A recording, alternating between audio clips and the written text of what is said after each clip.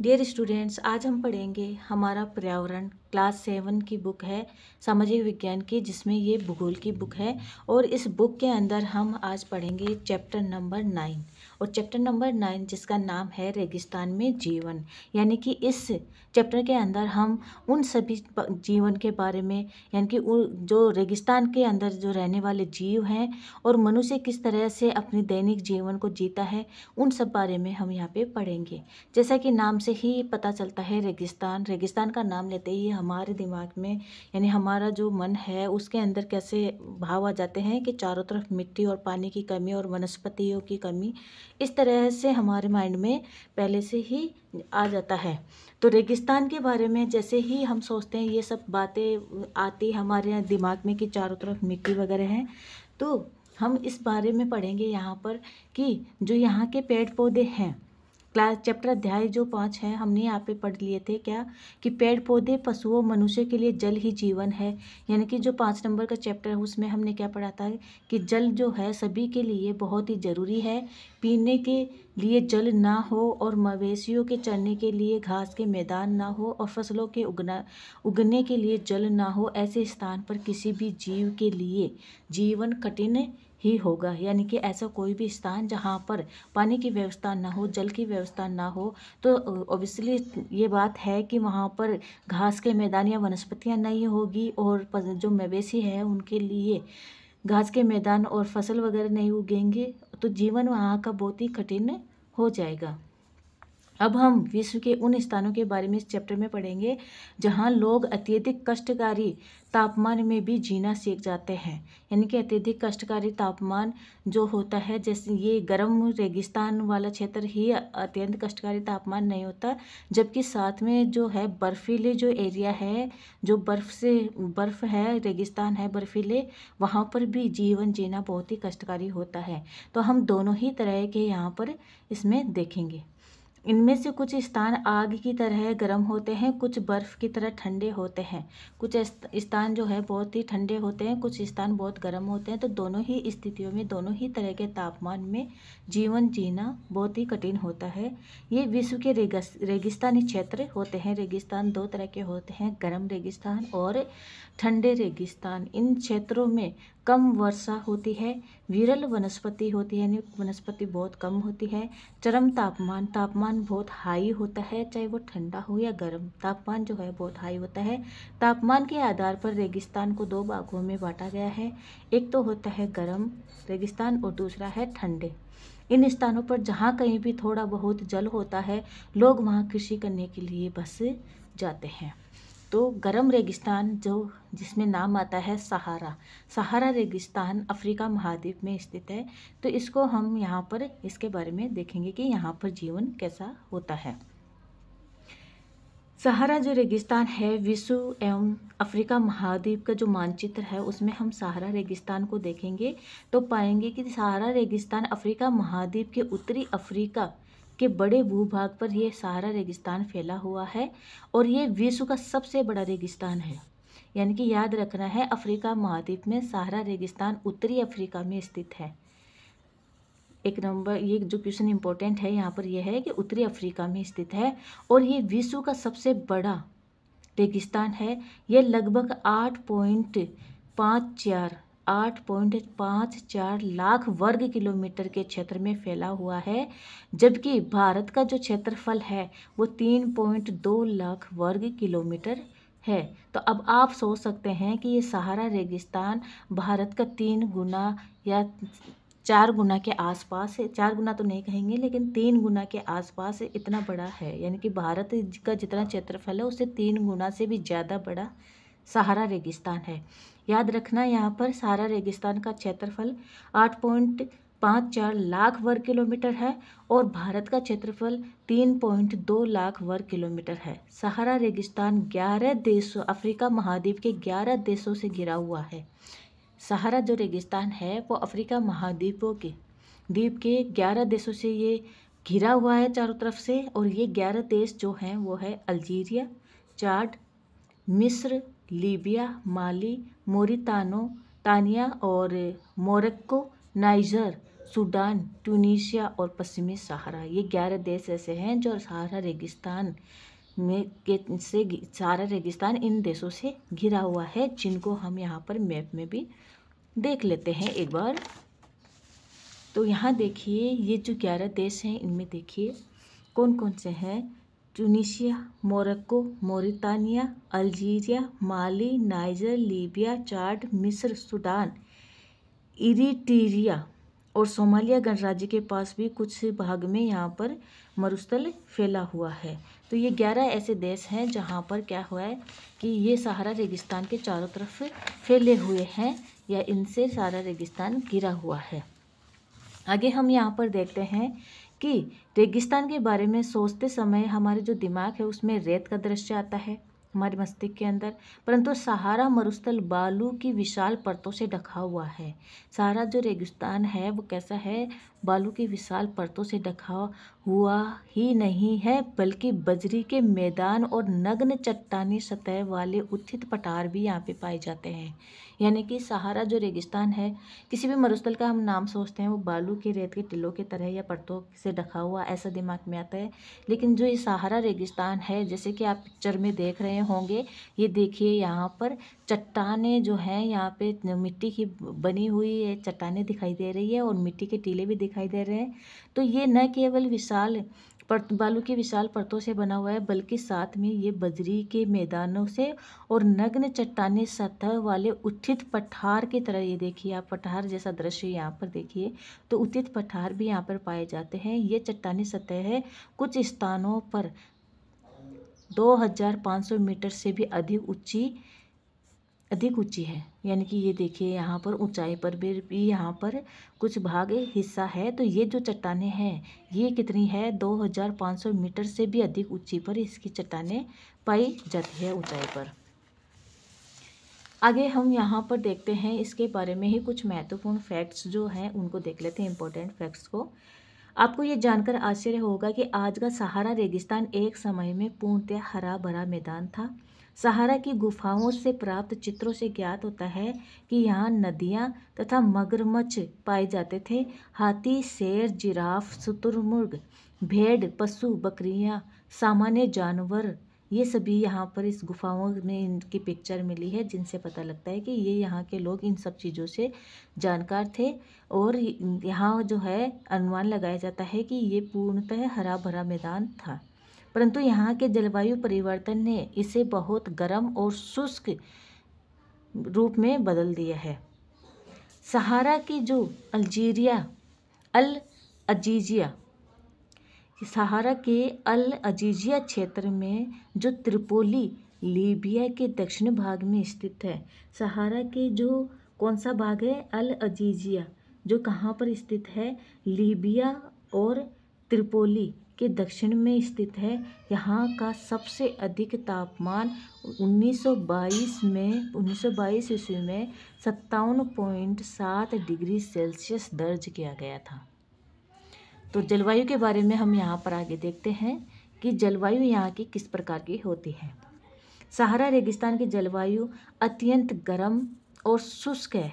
याद रखना, सहारा यानी कि जो गर्म रेगिस्तान होंगे उनकी जलवायु गर्म और शुष्क होती है। यहाँ वर्षा ऋतु अल्पकाल के लिए होती है। यहाँ आकाश बादल रहित और निर्मल होते हैं, यानी कि आसमान में बादल नहीं होते। सूर्यताप प्रत्यक्ष रूप से यहाँ पे सूर्यताप यहाँ पहुँचता है, डायरेक्ट पहुँचता है। यहाँ नमी संचय होने की अपेक्षा तेज़ी से वाष्पित हो जाती है, यानी कि जो नमी होती है वो रुकती नहीं है, जल्दी से वाष्पित हो जाती है। और दिन जो है अविश्वसनीय रूप से गर्म होते हैं। दिन के समय यहाँ तापमान 50 डिग्री सेल्सियस 50 डिग्री सेल्सियस के ऊपर चला जाता है, जिसमें रेत नग्न चट्टानें अत्यधिक गर्म हो जाती है। इनके ताप का विकिरण होने से चारों तरफ सब कुछ गर्म हो जाता है, यानी कि यहाँ पर तापमान 50 डिग्री सेल्सियस के ऊपर पहुँच जाता है। सूर्य ताप पाकर यहाँ जो नग्न चट्टानें और बालू है, मिट्टी रेत जो है वो गर्म अत्यधिक हो जाती है, और फिर अत्यधिक गर्म होने की वजह से ताप का विकिरण होता है, यानी कि अर्थ सरफेस से ताप विकिरण के रूप में ऊपर उठता है, जिसकी वजह से और ज़्यादा गर्मी हो जाती है और रातें जो है अत्यधिक ठंडी होती है तथा तापमान गिरकर हिमांक बिंदु यानी कि लगभग 0 डिग्री सेल्सियस तक पहुंच जाता है। इतनी ठंडी यहाँ पे रातें होती हैं। वनस्पति और प्राणी जात में हम यहाँ पे देखते हैं कि वनस्पति जात और प्राणी जात यानी कि वनस्पति किस प्रकार पाई जाती है और यहाँ पे जीव जंतु कौन कौन से पाए जाते हैं। सहारा रेगिस्तान की वनस्पतियों में कैक्टस, खजूर के पेड़ और एकेसिया पाए जाते हैं, यानी कि यहाँ जो पाए जाने वनस्पति है उसमें कैक्टस, खजूर के पेड़ और एकेसिया पाए जाते हैं।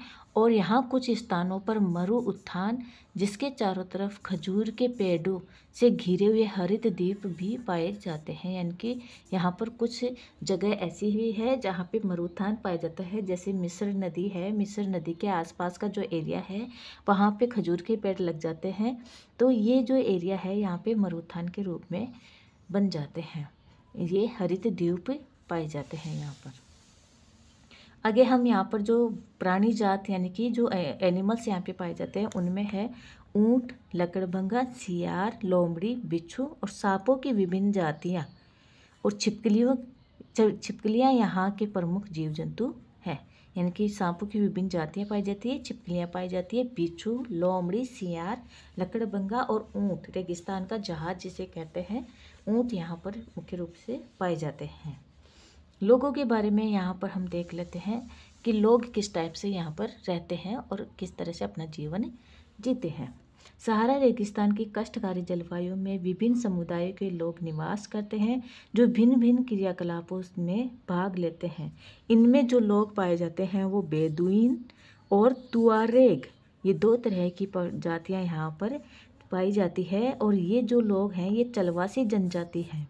तो चलवासी जनजाति वाले ये लोग बकरी, भेड़, ऊंट और घोड़े जैसे पशु धन को पालते हैं और इन पशुओं से इन लोगों को दूध मिलता है। इनकी खाल से ये पेटी बनाते हैं, जूते बनाते हैं, पानी की बोतल बनाने के लिए चमड़ा प्राप्त करते हैं तथा पशुओं के बालों का उपयोग चटाई बनाने में, कालीन बनाने में, कपड़े और कंबल बनाने के लिए किया जाता है। धूल भरी आंधियों एवं गर्म वायु से बचने के लिए ये लोग भारी वस्त्र पहनते हैं। सहारा में मरु उद्यान है एवं मिस्र में नील घाटी के लोगों को निवास में मदद करती है।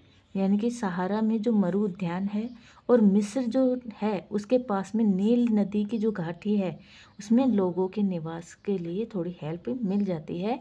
यहाँ जल की उपलब्धता होने से लोग यहाँ पे खजूर के पेड़ उगाते हैं।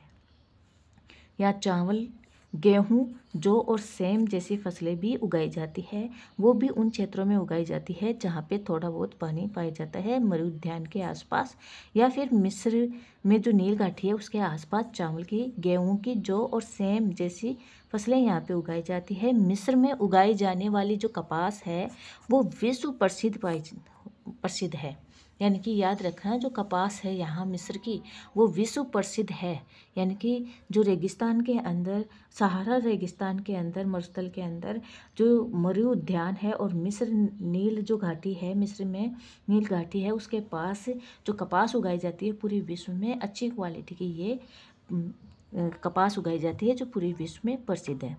यहाँ पर तेल की खोज भी हुई है। तो तेल की खोज संपूर्ण विश्व में अत्यधिक मांग वाले इस उत्पाद का अल्जीरिया, लीबिया और मिस्र में होने के कारण सहारा रेगिस्तान में तेजी से परिवर्तन हो रहा है।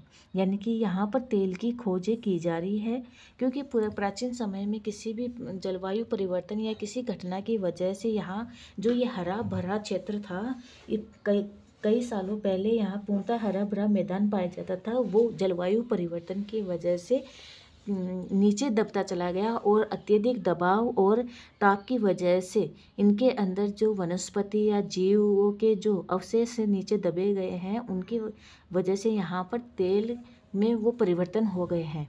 तो रेगिस्तानी जो क्षेत्र है उसमें तेल की खोज की वजह से जो तेल पूरे विश्व में सबसे ज़्यादा मांग रहती है तेल की, ये यहाँ पर अल्जीरिया, लीबिया और मिस्र में पाए जाते हैं, इस तरह के यहाँ पर अफ्रीका में। और होने के कारण सहारा रेगिस्तान में तेज़ी से अब परिवर्तन हो रहा है। इस क्षेत्र में प्राप्त अन्य महत्वपूर्ण खनिज भी मिले हैं, जैसे लोहा, फास्फोरस, मैग्नीज और यूरेनियम। ये जो है लोहा, फास्फोरस, मैग्नीज, यूरेनियम, ये यहाँ पर महत्वपूर्ण खनिज भी इसमें पाए गए हैं। सहारा की सांस्कृतिक जीवन शैली में भी परिवर्तन आ रहा है। आज यहाँ मस्जिदों में ऊंचे कांच की खिड़कियों वाले भवन और ऊँटों के प्राचीन मार्ग के स्थान पर सुपर महामार्ग बन गए हैं।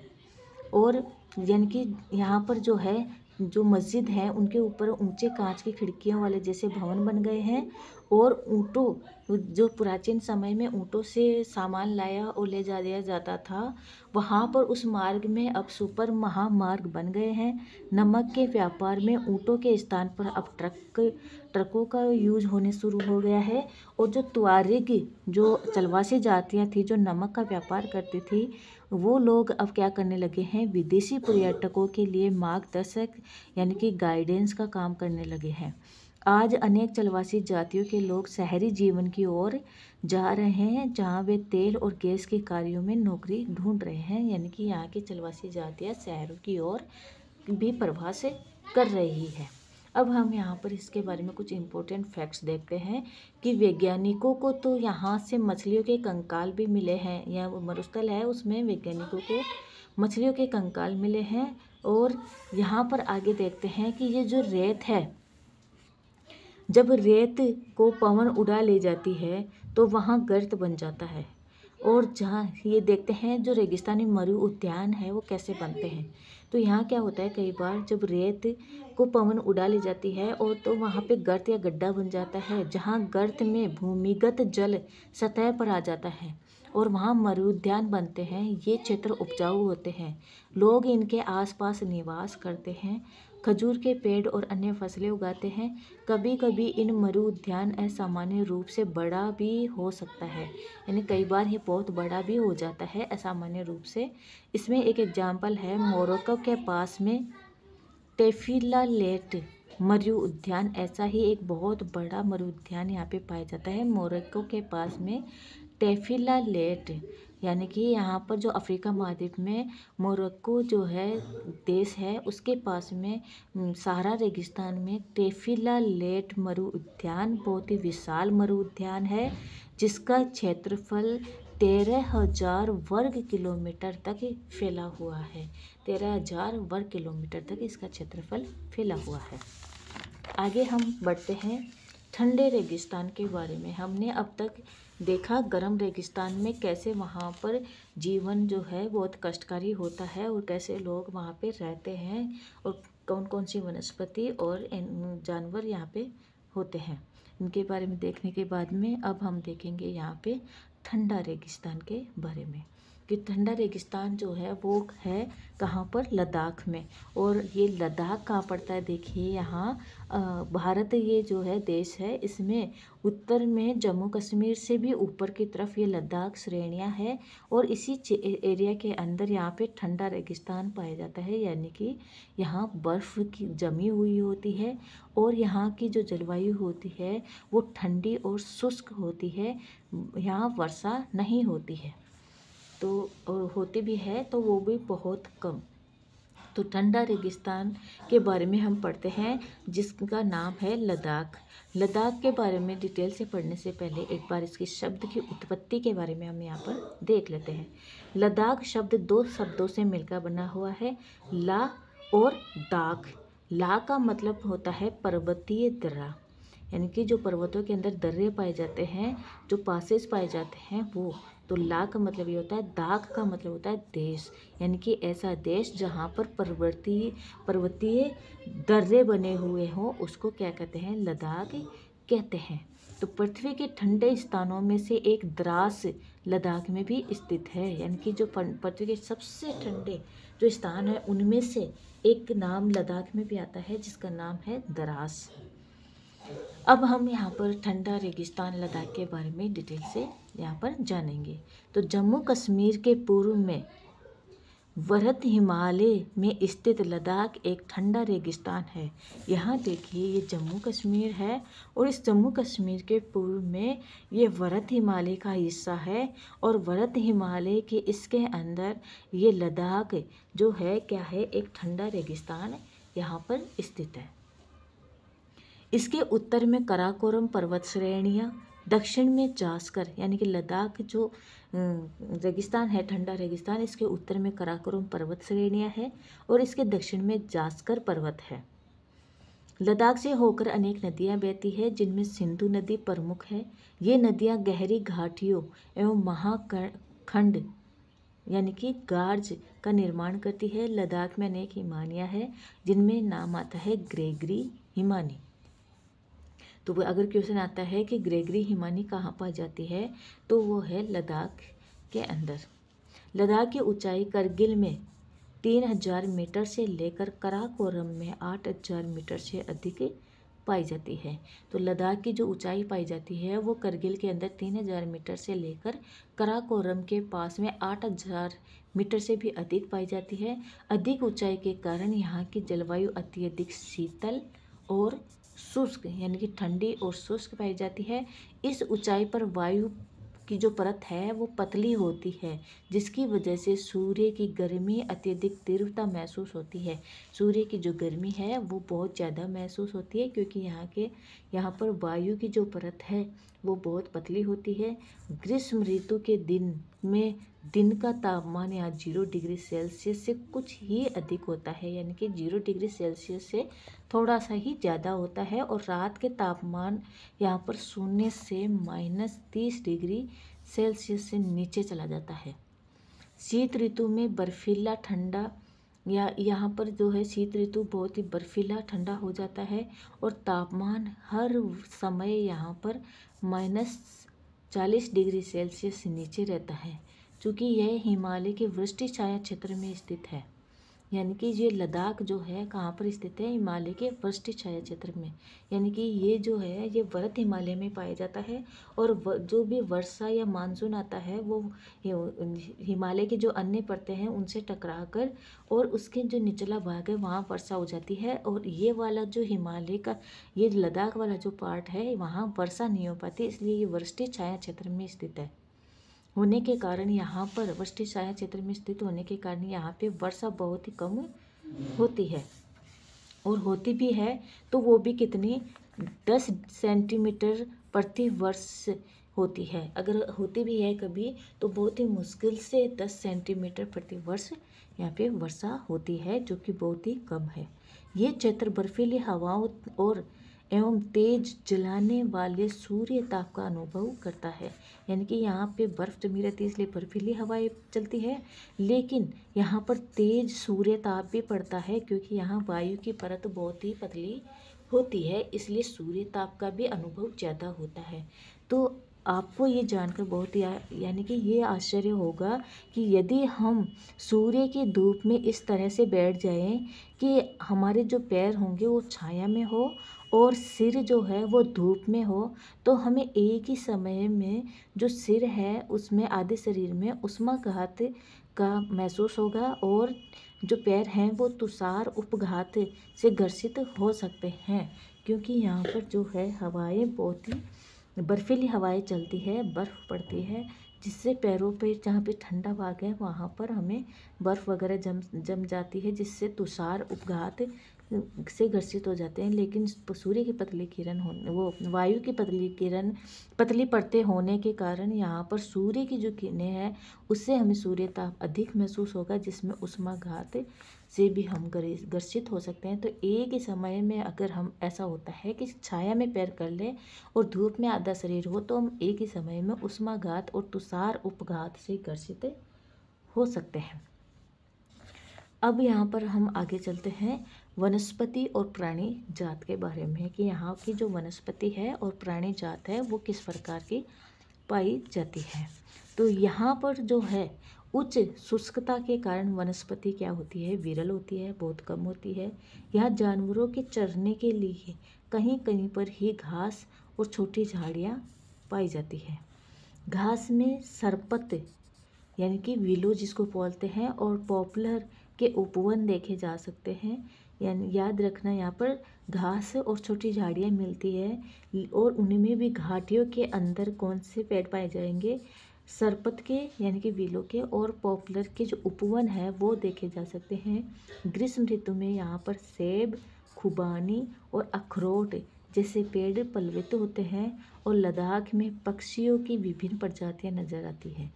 इनमें रोबिन, ये जो है पक्षियों की प्रजातियां हैं, रोबिन, रेड स्टॉट, तिब्बती स्नोकॉक, रेवेन एवं हुप यहाँ पाए जाने वाले सामान्य पक्षी हैं। इनमें से कुछ प्रवासी पक्षी भी हैं। लद्दाख के पशुओं में जंगली बकरी, जंगली भेड़, याक, विशेष प्रकार के कुत्ते यहाँ पाए जाते हैं। इन पशुओं को दूध, मांस और खाल प्राप्त करने के लिए पाला जाता है। याक के दूध का उपयोग पनीर और मक्खन बनाने के लिए किया जाता है और भेड़ बकरी के बालों का उपयोग ऊनी वस्त्र बनाने के लिए किया जाता है। लोग यहाँ पर किस तरह से जीवन जीते हैं उसके बारे में हम यहाँ पर देखते हैं, लेकिन इससे पहले हम यहाँ पर कुछ और इम्पोर्टेंट चीज़ें यहाँ पर देख लेते हैं। तो लद्दाख को खा पा चान भी कहा जाता है। क्या कहा जाता है? खा पा चान भी कहा जाता है, जिसका मतलब होता है हिमभूमि। चीरू और तिब्बती एंटीलोप एक विलुप्त प्राय जीव है। यहाँ पर जो पहले चीरू यानी कि तिब्बती एंटीलोप जो जीव पाया जाता था वो विलुप्त प्राय जीव है। इसका शिकार शाहतूश नामक इसके ऊन के लिए किया जाता है। इसका शिकार शाहतूश नामक एक ऊन होती है, इनसे निकलती है शाहतूत नामक ऊन, उसके लिए इसका शिकार किया जाता था, जिसकी वजह से ये विलुप्त प्राय जीव हो गया है। जो वजन में हल्का होता है और अत्यधिक गर्मी वाली ऊन ये देता है। याद रखना, चीरू या तिब्बती एंटीलोप यहाँ पाए जाने वाला विलुप्त प्राय जीव है और इसका शिकार इसलिए किया जाता था क्योंकि इससे शाहतूश नामक ऊन प्राप्त होता है जो कि बहुत हल्की और अत्यधिक गर्म होती है। आगे हम यहाँ पे देखते हैं कि यहाँ जो मिलने वाली जो वनस्पति है उनमें क्रिकेट का सबसे अच्छा बल्ला सरपत यानी विलो पेड़ की लकड़ी से बनता है। हमने अभी क्या पढ़ा था यहाँ पर कि जो वृक्ष पाए जाते हैं इनमें कौन से हैं यहाँ पर कि घाटी में सरपत या विलो या पॉपुलर के उपवन देखे जा सकते हैं। तो यहाँ मिलने वाला जो सरपत या विलो का जो पेड़ है उससे उसकी लकड़ी से जो बल्ला, क्रिकेट का जो बल्ला है, बैट है, वो बनता है, वो बहुत ही अच्छी क्वालिटी का बनता है। अब हम यहाँ पर देखेंगे लोगों के बारे में कि लोग किस तरह से रहते हैं और किस तरह से जीवन जीते हैं। क्या आप लद्दाख और तिब्बत तथा मध्य एशिया के निवासियों के बीच में कोई समानता पाते हैं? यानी कि लद्दाख है, तिब्बत ये भी ठंडा एरिया है और मध्य एशिया जहाँ मंगोलिया वगैरह है वो भी एक ठंडा स्थान है। तो इनके बीच में क्या आपको कुछ समानता दिखाई देती है? तो हाँ, समानता दिखाई देती है यहाँ पर इनके पहनावे में, इनके जो पूजा स्थल है उनके बारे में। तो यहाँ अधिकांश लोग या तो मुसलमान है या फिर बौद्ध है, ये समानता है एक तो। और वास्तव में लद्दाख क्षेत्र में अनेक बौद्ध मठ भी है और अपने परंपरागत गोपा के साथ स्थित है। यानी कि यहाँ पर लद्दाख में क्या है, लद्दाख में अनेक बौद्ध मठ अपने परंपरागत गोपा जो होते हैं, मठों के अंदर जो मंदिर होते हैं बौद्धों के, उनको गोपा कहते हैं। तो गोपा के साथ स्थित है। कुछ प्रसिद्ध मठ यहाँ पर पाए जाते हैं लद्दाख में। बौद्ध मठ जो पाए जाते हैं उनमें नाम है हेमिस, थिक्से, से और लामा यूरू।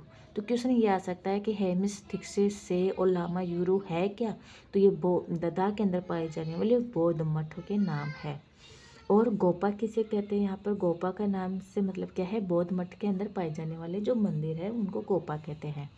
ग्रीष्म ऋतु में यहाँ के जो निवासी हैं वो जौ, आलू, मटर, सेम और सलजम की खेती करते हैं। शीत ऋतु की जलवायु इतनी कष्टकारी होती है कि लोग धार्मिक अनुष्ठान और उत्सवों में अपने आप को व्यस्त रखते हैं और यहाँ की महिलाएं अत्यधिक क्या होती है? परिश्रमी होती है। वे घर एवं खेतों के काम ही नहीं करती बल्कि साथ में छोटे छोटे व्यवसाय और दुकानें भी संभालने का काम करती है। लद्दाख की राजधानी का नाम है लेह। लद्दाख की राजधानी लेह सड़क एवं वायु मार्ग द्वारा भली भांति जुड़ी हुई है।